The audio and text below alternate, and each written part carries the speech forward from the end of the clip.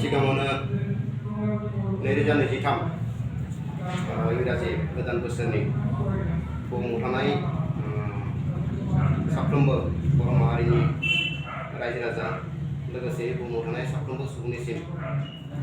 गोदान बोसोरनि गाहाम हामलायनाय लोगोसे मागो दमासिनिबो गाहाम हामलायनायखौ उदालगुरि जिल्ला दुलाराय बर' फरायसा आफादनिफ्राय सिगांग्रो बावहरग्रोबाय। मिजिंथिदों नैबे गोदान बोसोराव बयनिबो जिउआव जाफुंसारनाया फैथों, बेनि थाखाय इसोरनि खाथियावबो आरज खालामबाय। दिनै नोंथांमोननि खौरां बिजोंनि गेजेरजों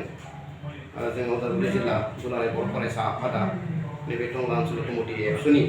मावखुलियाव जोङो खौरां बिजों मोनसे लानो गोनां जादों, प्रेस मिट मोनसे जोङो खालामदों आरो बिनि गुबै थांखियानो जाबाय थांनाय 2022 मायथाइनि नभेम्बर दाननि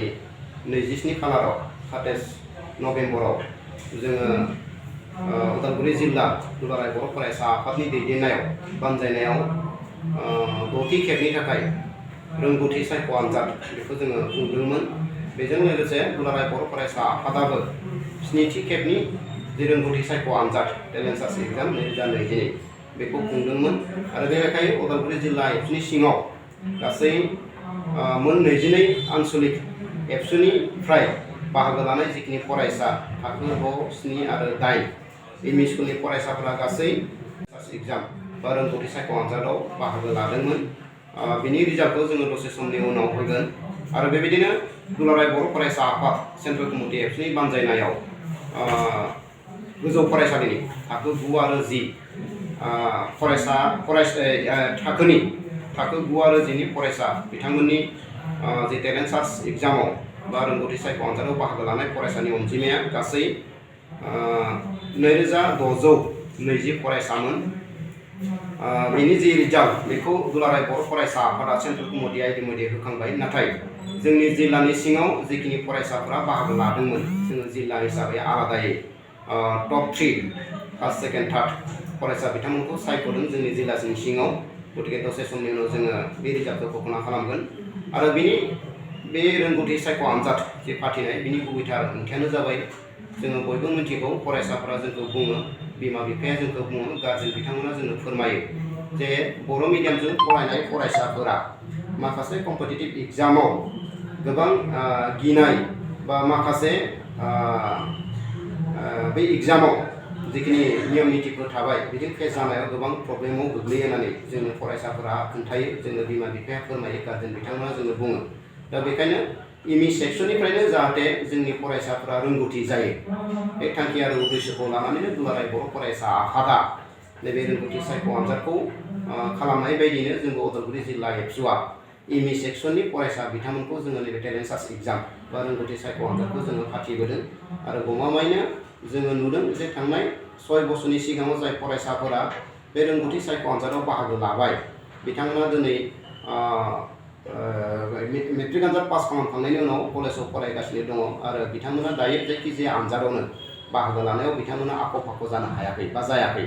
गमामायैनो बिथांमोननि गिनाय बा बिथांमोननि लाजिनाय बा नैबे जिखिनि कम्पिटिटिभ एग्जामफोर थाबाय बेयाव बिथांमोना गावखौनो साखा-फारा खालामनो थाखाय हादों होननानै जोंनो फोरमायदों आरो बे थांखिखौ लानानै उदालगुरि जिल्ला दुलाराय बर' फरायसा आफादा नैबे रोंगौथि सायख' आनजाद बेखौ जोङो फालिबोबाय थादों। आङो बेखिनियावनो मोनसे खोथा फोरमायखानो नागिरदों जे गेजेराव 2 बोसोर जोंहा थाद'नो गोनां जादों आरो 2 बोसोराव थाद'नायनि गुबैथार ओंथियानो जाबाय बयबो मिथिगौ जे बुहुमाव महामारि कर'ना भाइरासआ फैनायनि थाखाय जोङो 2 बोसोर दोनथ'नो गोनां जादों। दा देग्लाय जोङो जेब्ला आनजादखौ फाथिनोसै बै समाव प्रिन्ट खालामनाय समाव 7थि खेब होनानै प्रिन्ट खालामनायनि गेजेरजों जोंनि कुइसन पेपारानो होन बा एन्सार शीटआनो होन बेयाव जोङो 7थि खेब होनानै बेयो सेबखांजादोंमोन, नाथाय दिनै नोंथांमोननि नैबे चेनेलनि गेजेरजों जोङो फोरमायनो नागिरदों। उदालगुरि जिल्ला दुलाराय बर' फरायसा आफाद हिसाबै जोङो मोनथाम थाखोनि रोंगौथि सायख' आनजाद खुंनाय जादोंमोन। थ' बेनि रिजाल्ट बा बे आनजादनि फिथाइखौ जोङो फोसावनो आखायाव लादों। थ' थाखो 6 क्लास 6 हिसाबै फार्स्ट पजिशनाव जोंहा 2 दङ। सेथियाव जाहैबाय बिसुखा बर' इउएन एकाडेमि खाग्राबारि, एबसु आनसलिक हिसाबै बिथाङा खाग्राबारिनि। जोंहा गासै मार्क्स टटेल मार्क्सआ जोंहा 100 मोन, बिनि गेजेराव बिथाङा 79 मोननो हादों आरो सासेबाव दंबावो जोंहा फार्स्ट पजिशनाव मोब्लिब बर' आलारि एमइ स्कुलनि बिथाङा खैराबारि एबसु आनसलिक हिसाबै बिथाङा खैराबारिनि टटेल मार्क्सआ 100मोन बिनि गेजेराव बिथाङा 79 मोननो हादों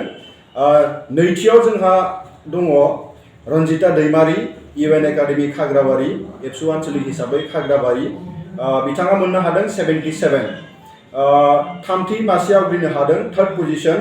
सागरिका दैमारि इउएन एकाडेमि खाग्राबारि एबसु आनसलिक हिसाबै बिथाङा खाग्राबारिनि बिनि उनाव जोङो क्लास 7नि जि रिजाल्ट फार्स्ट पजिशनाव जोङो मोननो हादों हायेनसा बसुमतारी इउएन एकाडेमि खाग्राबारि गासै नाम्बार 100 बिनि गेजेराव बिथाङा 82 मोननो हादों नैथि मासिखौ आवग्रिनो हादों रिमा बसुमतारी बाथौ आश्रम फरायसालि खैराबारि एबसु आनसलिक हिसाबै खैराबारि गासै नम्बर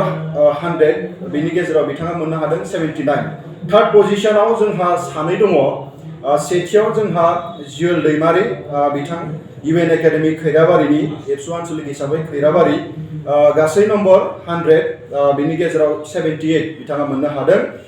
आरोबाव सासे थार्ड पजिशनाव दङ जोंहा भायलिना बर' इउएन एकाडेमि खैराबारि बिथाङाबो खैराबारि आनसलिक एबसुनि बिथाङा मोननो हादों 78 मार्क्स बिनि उनाव क्लास 8आव जोंहा दङ